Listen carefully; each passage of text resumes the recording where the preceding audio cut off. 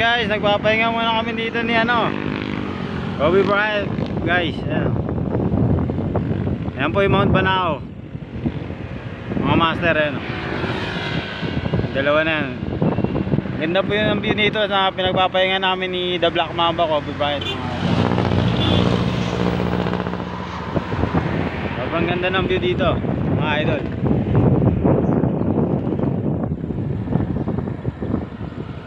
Ito po yung sports car ko, si The Black Mamba, Kobe Bryant.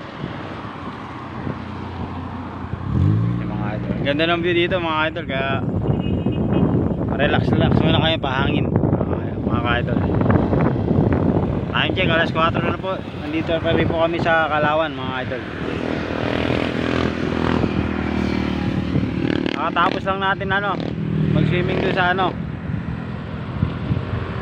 sa Talong Force dito sa Kalawan, Laguna mga idol. Tapos si idol nyo si The Crossover Black Mamba, Kobe Bryant. Ganda ng view mga idol.